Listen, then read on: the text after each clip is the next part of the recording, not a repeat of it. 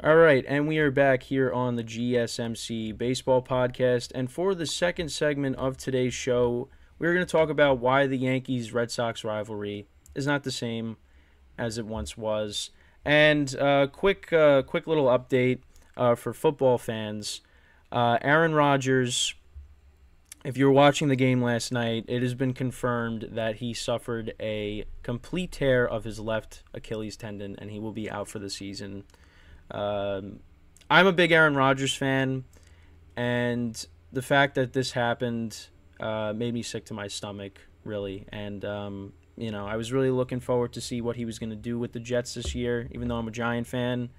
But the fact that this happened really upsetted me because he's been one of my favorite players for so long, and so I don't know what the future holds for him.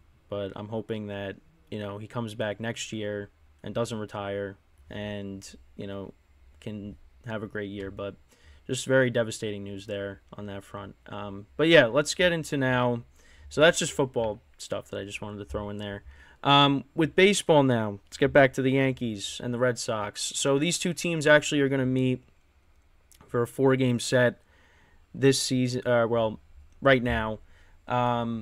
In Fenway. I touched upon it in the first segment. It was rained out yesterday, so these teams will meet for a doubleheader today, and then you got tomorrow and Thursday, and that'll be the last time these teams face each other for the season. And I saw something yesterday on Instagram. It was like, this is the battle for last place, and it's so depressing to hear that, because these two teams were like the class of the AL East for a long time. And now they're battling for who's going to finish in last place most likely. Now, right now the Yankees are in last place. And right now I think the Yankees are ultimately going to be the team that finishes in last place. And I was somebody that kept saying, obviously being a Yankee fan, I figured that, eventually they were going to figure it out. Now, I didn't think that I never thought they were winning the World Series this year, but I thought they would at least figure it out, get over 500, and get themselves to finish at least past the Red Sox. Because, the Red Sox, they've made a lot of interesting moves over the years, and their lineup has been very good this year. That's the strength of the team. But I just keep saying, ultimately, it's going to be the pitching that's going to hold them back. But right now, it seems like the Red Sox are going to finish above the Yankees in the standings.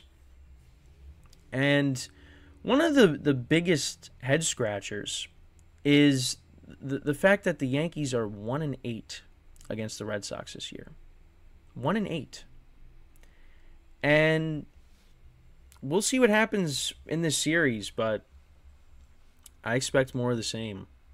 And I wouldn't be surprised if the Yankees got swept, but we'll see. I think the Yankees will at least take 1 or 2 games, and that'll be it. But 1-8 is just horrendous. It is horrible to think about. But the main topic is why the rivalry is not the same. And I think it really all goes back to 2004. Now, I was 4 years old. I don't remember anything from that. My earliest memory is from 2007, the division series against the Cleveland. Then it was the Indians. Now it's the Guardians. That was like my earliest memory of watching baseball. So I don't remember anything from 2004, which thankfully I'm okay with that, because if something like that were to happen now, I don't know what I would do. So yeah, I really think it all goes back to that, because that was kind of the beginning of, the Red Sox run. Now, the Red Sox have had some down years. They've finished in last place a couple times in my lifetime. But that all goes away when you look at they won in 2004, they won in 2007, 2013, and 2018. You'll take that. The Yankees, since that time, have only won one championship in 2009. and they have not made it back since then. And I don't know what it is. I think it's really because the Red Sox, and outside of the Red Sox not being good, I just think, the Red Sox have kind of owned the Yankees, and especially in the postseason recently. The 2021 wild card game most recently, Garrett Cole did not pitch well, and the Yankees were basically out of it by the end of the first inning because they were already losing. 2018, Yankees won 100 games, 101 games, and the Red Sox won 108. And they beat the Yankees in 4 games, and they went on and won the World Series.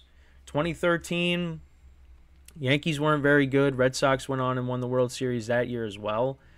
And that was an interesting team because that was a team that had, guys like Mike Napoli and Johnny Gomes, and Bogarts was a rookie, Jackie Bradley Jr. You still had Ortiz, Ellsbury, Pedroia. You had Lackey, John Lester. But it was just it was an interesting team that, really just went on and won the World Series. That was a really good team.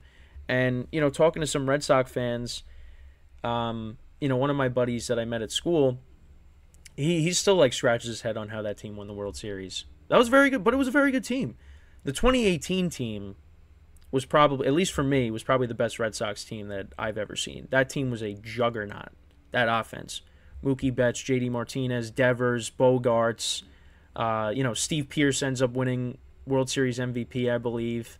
I mean, that team was ridiculous.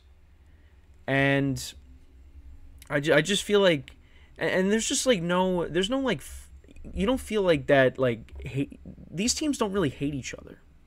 I mean, they might dislike each other, but you don't feel like that hatred that, back in the day when you had Ortiz and Manny Ramirez, and you had Pedro knocking down Don Zimmer and A-Rod and Varitek getting into a fight. You don't see any of that anymore.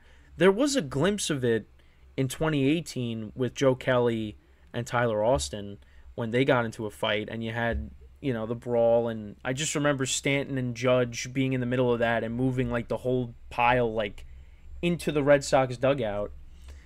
It just I don't know what it is. It's just it just really is not the same.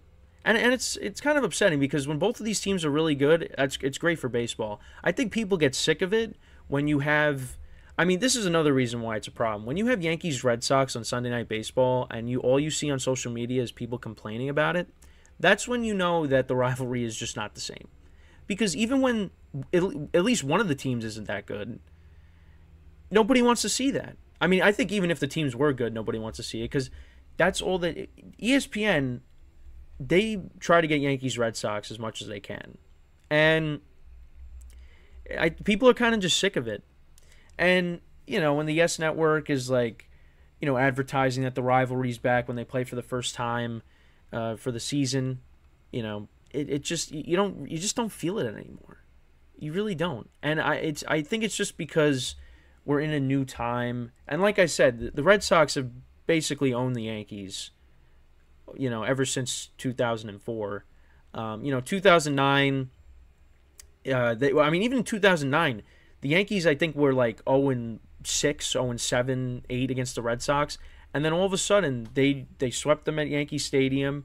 And then the Yankees ultimately ended up winning the division and winning the World Series. That was really the only time. And when the Red Sox are not very good, finishing in last place, and the Yankees are a playoff team.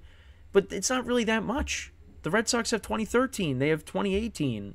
And this year, 2021, they were rebuilding, and they ended up beating the Yankees in a one-game wild card.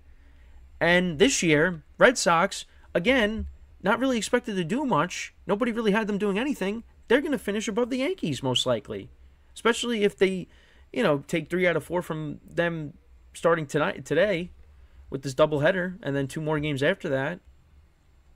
So it just, it really hasn't been the rivalry that it once was. And there's so many different factors to it.